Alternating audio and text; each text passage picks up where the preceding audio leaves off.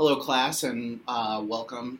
My name is Mr. Long, and today we are going to be going over the most important topic in American history, in my opinion, which is the American Civil War. Now, the United States has a history of being involved in many different types of wars, but most historians would say that this is probably the most groundbreaking war to ever happen to America. So today, what we're going to do is we're going to go over the war itself. We're going to talk about a couple key figures like Abraham Lincoln.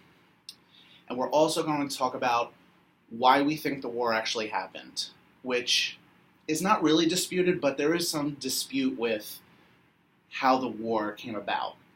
But we're going to talk about one specific part today, which is slavery. So let's get into this. So right now I just want you to take out your notes on what you have from the Civil War, and we're going to continue talking about this.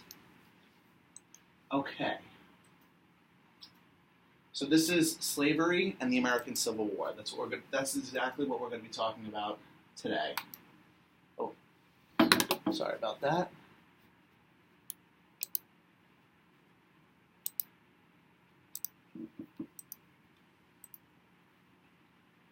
Okay, first let's talk about the facts about the war. Okay, we have that the American War was the deadliest war in American history. It was. It is, even though we have the Iraq War still going on today, the American Civil War was definitely the deadliest, and it lasted from 1861 to 1965. So, pretty significant war, and a lot of lives were lost. When I talk about these lives, I talk about 600,000. 600,000 lives. And a lot of these soldiers did not just die from combat. You know, they died from disease. They died from starvation. You know, you have to think about how war is different today than it was hundreds of years ago. You know, the technology that soldiers have today, you know, keeps them almost alive in a sense. Of course, they have the dangers of war. They have to deal with a lot of different things, but not like how it was during this time. And like I said in the beginning, this war in particular, the American Civil War, has had many opinions on why it happened. But today we're going to go over the main reason, which is slavery. So I wanted to go over that little map that you guys saw before, because this is what the United States looked like during this time. So you had the Union States, which was our great state of New York, was one of the Union States. Even over here, Oregon and California were also part of the Union. Down in the South, which were known as the Confederate States, we have Texas, Florida, Virginia, and then we also had border states. So they're, you know, the states that were between the Union and the Confederate, which included West Virginia, okay, and Kentucky. And then, of course, you have these territories, you know, Dakota, Colorado, New Mexico. Very interesting to see how this map looks compared to our map today. All right, now we're going to talk about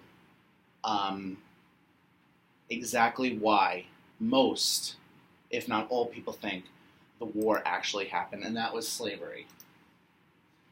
So you have to think about how both areas, the North and the Confederate States, looked at slavery. The North did not want it. They were against it. The Confederates, the Southern states, wanted it. And that was the biggest issue at this time. So as we see here, the North's approach to the topic of slavery at the time seemed to be more laid back. They didn't really want it. They were laid back, but they really didn't want it. And also, when they were still having slavery, and they were laid back with it, they saw an ugly side of it. And it was ugly. It was horrible. It was disgusting. It was despicable. It's probably one of the worst things to ever happen in America. To people of color, if not the. People who was referred to as abolitionists were people that wanted slavery to end. and they wanted to end fast. I think everyone did at this point, at least in the North. So, a couple key figures right here. John Brown. John Brown were one of these abolitionists who wanted slavery over.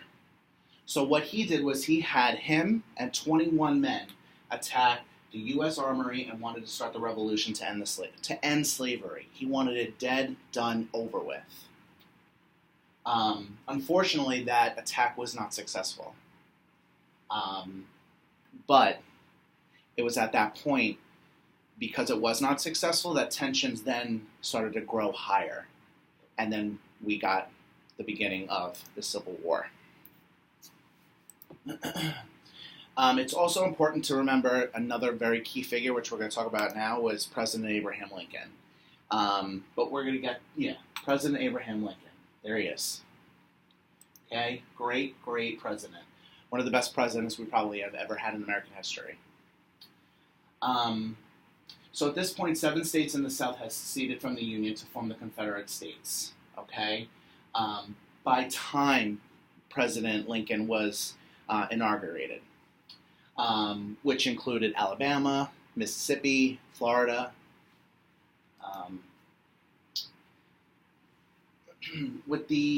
So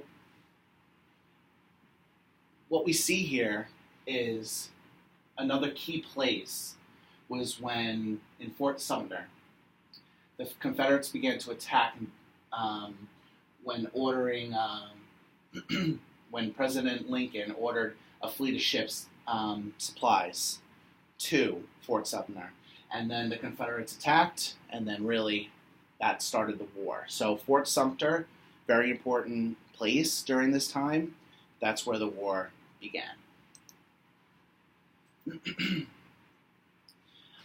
President Lincoln's known for a lot of things, but of course his Gettysburg Address was probably the most, monumental thing. And you can see that here, okay?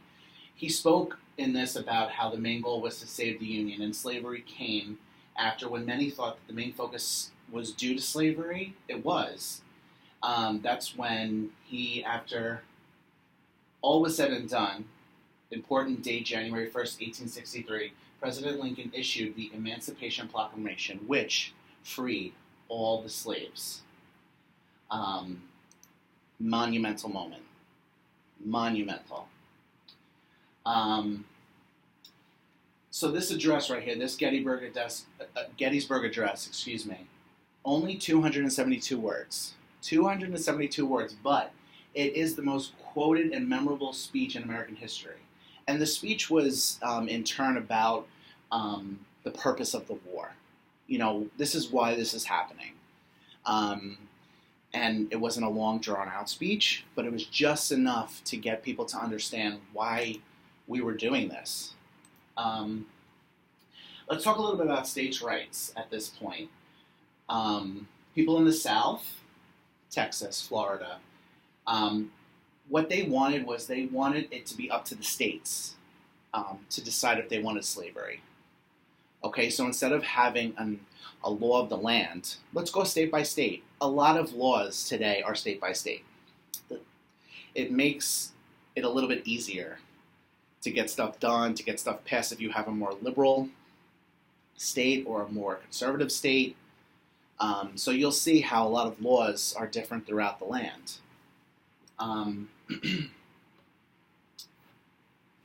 During the arguments about the Fugitive Slave Act, the South considered having slaves as their property, felt it was state-by-state decision and not a federal decision.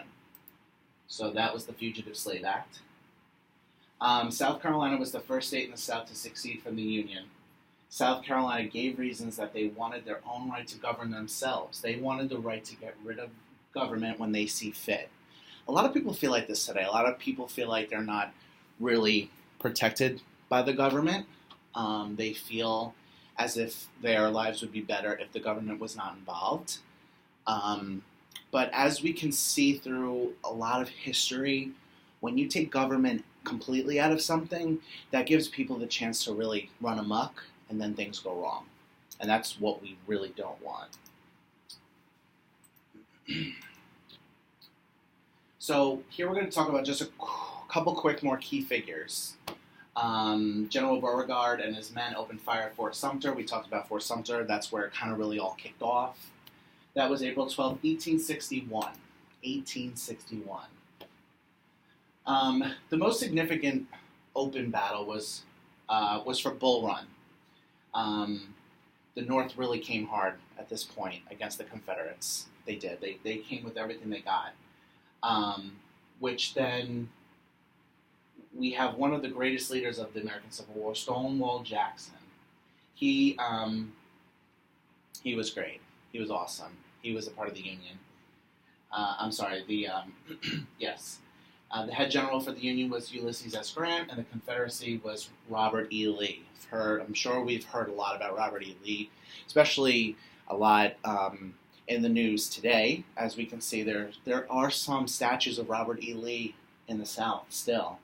And I know a lot of people were upset and against that, and I know they were trying to get that taken down, which in turn, I can understand why people would be upset. The ending battle was at Appomattox, where the South finally surrendered to the North. They couldn't take it anymore. It was done. It was over. They just had to understand that this wasn't going to change.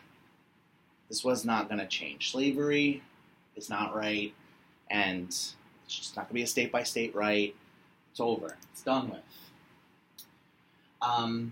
But this is the time where we talk about Abraham Lincoln as a man, because he was a president of the United States. He wasn't a president for the state of New York or Virginia. He was the president of the United States. So what did he do? He did the right thing. There was a Reconstruction phase at this point. The South was able to rejoin the Union if they wanted. There would be a pardon. He was pardoning any state that wanted to come back to the Union. And if you pardoned, then you get help with Reconstruction. Finally, at this point, he decided the 13th Amendment was passed, and slavery was done in both the North and the South. So this is just my reference page, which is very important on any project that any of you are going to do, in the future. So we learned a lot today about the American Civil War. We learned about President Abraham Lincoln being a stand-up guy. We learned how it all began at Fort Sumter, how it ended. That 13th Amendment was really important. So I just encourage all of you to just keep learning about this, because even though we think and we know that slavery was the main concern here, there's historians out there that disagree. So it's interesting if you want to take a look online to see what anyone else says. And I really appreciate the time coming to talk to you guys today about the Civil War. American history is one of my favorite parts of social studies. So I really appreciate it, and thank you very much.